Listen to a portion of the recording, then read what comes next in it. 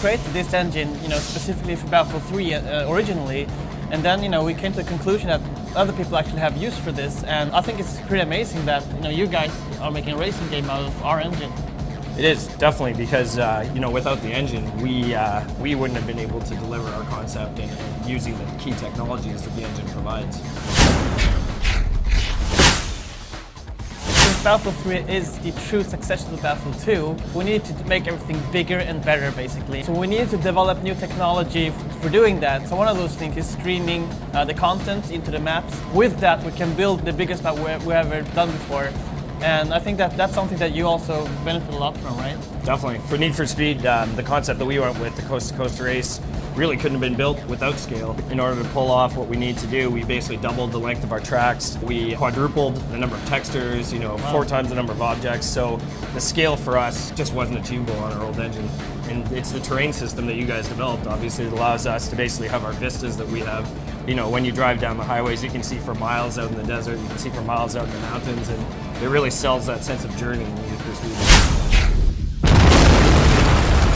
I mean, the destruction enables us now to do things that no one else is able to do, really. Like, just seeing other players from playing other shooters coming into Battlefield, where, when I play Battlefield now, it's natural for me to just go through the walls. So if I'm driving a tank and there's someone hiding behind the wall or a sniper somewhere far away, I just take out the whole building or the wall that he's hiding behind. While like you say people that not used to playing Battlefield and they're trying to run around the walls all the time, and I'm just like laughing at them what they're doing. It's kind of cool to see how that also is implemented in Need for Speed.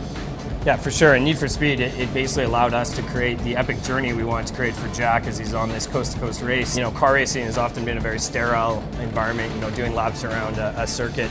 And as a genre, I don't think we've actually made the advancements that you guys have made yet. So for us, it was all about harnessing that power to create objects you smash through on shortcuts, or whether you're driving down Chicago and you're being chased by a helicopter and cars are blowing up and you're seeing pillars explode all along the drive. It really has allowed us to set the bar a little bit higher as a racing game across the board.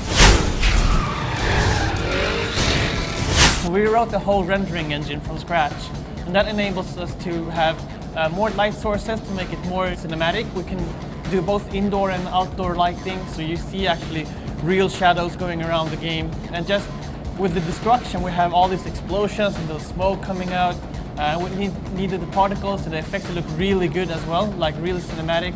And obviously, Frostbite rendering was very key for us in Need for Speed to be able to sell the epic nature of the journey from the West Coast to the East Coast. So, you have the beautiful vistas of Yosemite, you have the dust storms that you go through, you have the mountain passes and the billowing clouds of fog and snow, and that grand scale actually boils down to some of the smaller pieces that I think the players will pick up on, which is, the tire spray going through a thunderstorm in the plains and picking up the lighting off that.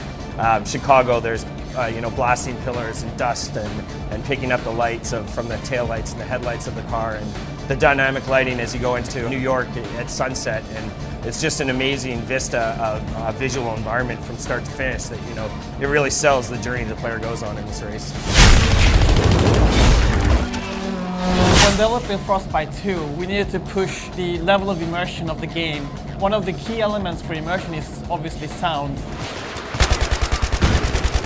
Everything has to be done dynamically, and that's what our engine actually does with the audio. So you can actually distinguish what gun the sound comes from, what distance, what direction it's coming from. Building from the bigger beats of the journey, whether it be a thunderstorm or an avalanche, down to, the little rock pebble sounds as you drive over a shortcut, or the whine of the engine as you shift gears. What it's allowed us to do is basically build more and more layers of sound, that the inputs are coming from the right places, and that as you pass by a given sound or explosion or hear something in the distance, that it feels right and it feels balanced, and you get the perception and that everything's working as a package.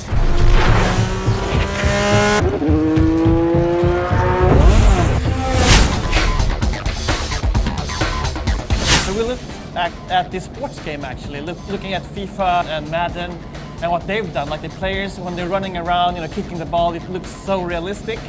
And imagine that we took that animation system and brought that into a shooter game. So when the soldiers are running around, gunning each other, It looks so fluid, so realistic. And then for us, we start the game and it's a very tense, cinematic moment, and Frostbite basically has allowed us to create that very human aspect, which is one of our key tenets for the game, and really bring the emotion out in Jack as he opens the game up. And beyond that, I mean, as we've described some of the moments you go through over the course, a lot of them are very animated moments, and so the animation engine of Frostbite has allowed us to pull off some of these moments and these epic beats in the part of the journey that we wouldn't have been otherwise able to pull off. I think it's great that we've made this engine and then be able to share it with other teams and just like focus on actually making the game and not the technology. Just that we actually got stuff back from you guys. We have roads, and they built a tool for building roads. We actually could bring that tool back to Battlefield so we could build roads faster, for example. I think that's pretty cool. And then for us, we knew the game we wanted to make. We looked at a number of different options, and Frostbite 2 was the one that allowed us to develop the concept and build the game that we wanted to do. What we've delivered this year, we're very proud of, but we see even greater things in the future. The run is just the start of what we think we can do with Frostbite.